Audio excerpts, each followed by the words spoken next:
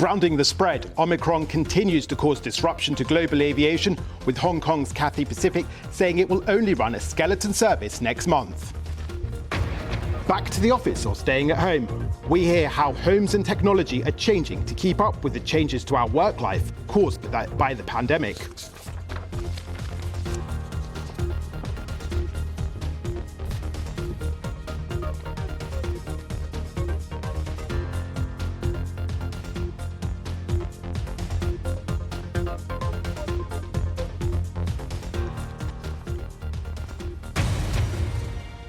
Hello and welcome to World Business Report. I'm Jonathan Josephs with all the latest from the world of business and money.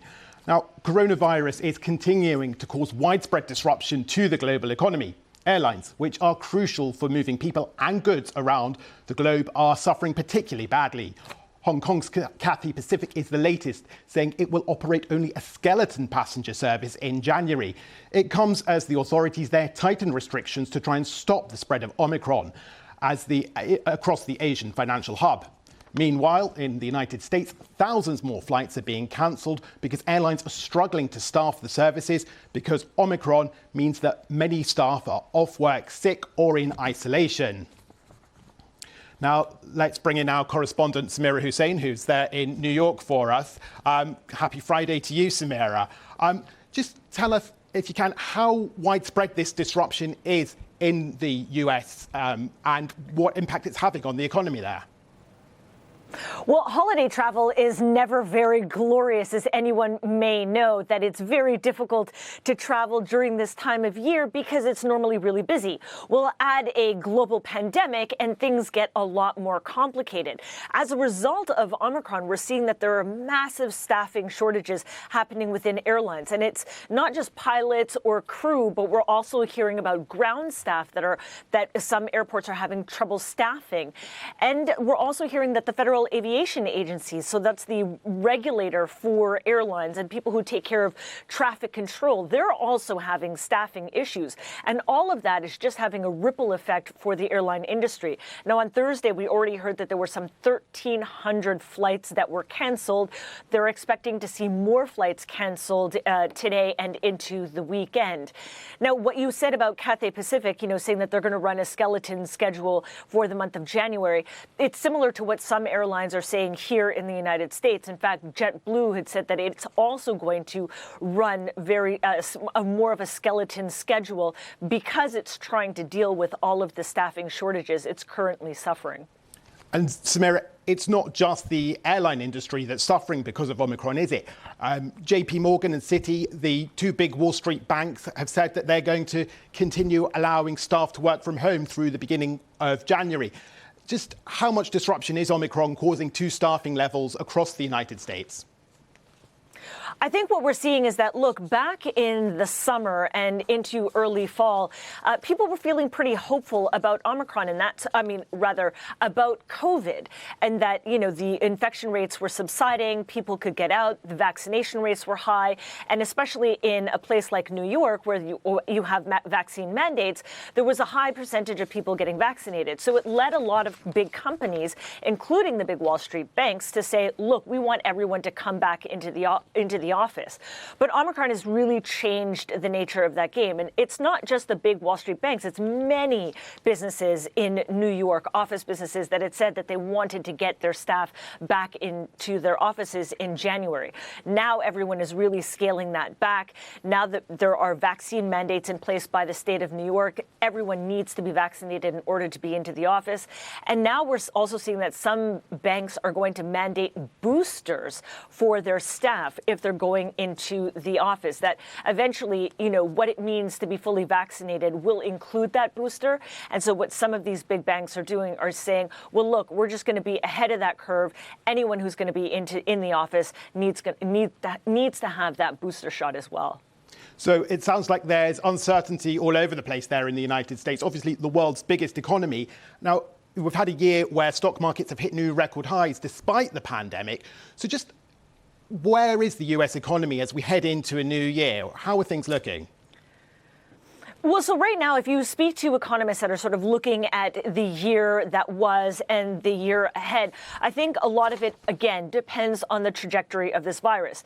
And so there are quite a few people that are hanging their hopes on the fact that, you know, Omicron has really sort of blown in, and it seems to be blowing out just as quickly if you look at the data that's coming out from South Africa.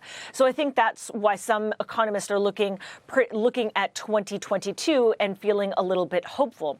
Now, remember, inflation is still a raging problem here in the United States, and it's something that the Federal Reserve, America's central bank, has said that it's going to tackle, and it's going to do so by its signal that it's going to raise interest rates in the coming year. It doesn't seem like that is really going to change so much for the central bank, but we'll have to wait and see. Samira, thank you very much. Samira Hussein there in New York. Happy New Year to you and all the team there. Well, let's continue with the disruption caused by the pandemic, because as we were hearing, the US investment banks JP Morgan and Citi are amongst the growing number of companies who've said that staff can work from home for the first few weeks of the new year. However, despite that change becoming permanent for many in other companies, there are plenty of people who just don't really have the space or the resources to work from home. So my colleague Aaron Heselhurst has been talking to the futurologist Tim Cheesewright and began by asking him how the property sector is making homes more suitable as a place from which to work. This is a huge topic of conversation in the sector. I interviewed a load of property leaders over the last year trying to get a handle on what they're doing. And they're doing some very practical things. You know, in smaller apartments, can we create a video nook where people can sort of hide the mess and do a sort of slightly private call with a nice background where they don't have to sort of shove all the washing up out of the way? Can we create fold-out desks in second bedrooms if people are lucky enough to have them? Or actually spaces that are suitable and safe for working, if not. And then they're getting into more complicated things like, well, do people want the washing on in the background? Can we have quiet appliances so that people's calls aren't disrupted? Where are we getting natural light from? Can we make sure that everybody's got enough natural light so they're not falling asleep at their desk? How are we doing ventilation?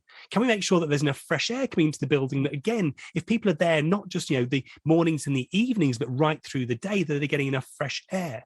Technology has played a huge role in all of this picture over the last 2 years. But I'm also wondering, Tom, how technology will continue changing us working from home.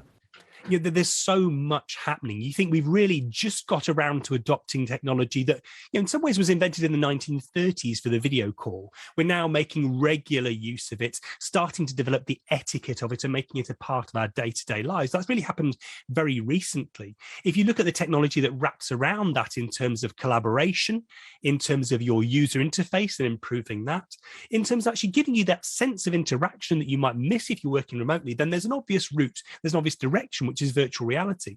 And certainly the big players in that space are starting to push this as a business tool. Can we put our headsets on, come together, collaborate, create, share documents, ideas, just have conversations in a space where we feel like we're in a shared environment, where we get some of that benefits of body language and bouncing off each other that we're maybe insulated from when there's a sheet of glass between us? Will the office disappear? No, I don't think it will. Look, we're still human beings. Nothing's changed about that. We like warmth and humanity. We like empathy, the opportunity to spark conversations, talk about nonsense that's nothing to do with work. You know, I say there's never a better conversation between two people when you've got plenty of coffee or other liquids and a stack of paper and a couple of biros to scribble with. Those things don't change because we've got better digital environments. And so the office doesn't go away, but definitely its usage changes. The futurologist Tom Cheesewright there speaking to my colleague Aaron Heselhurst. That's all we've got time for this year on World Business Report. So Happy New Year to you wherever in the globe you're watching. You can get in touch with me and the team on social media. I'm at Jonathan Josephs. There's plenty more on the website at bbc.com/business.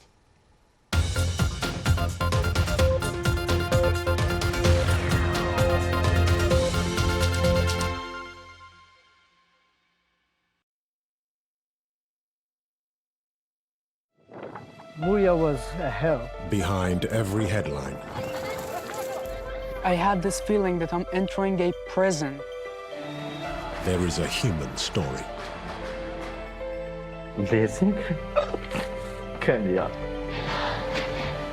This is our world.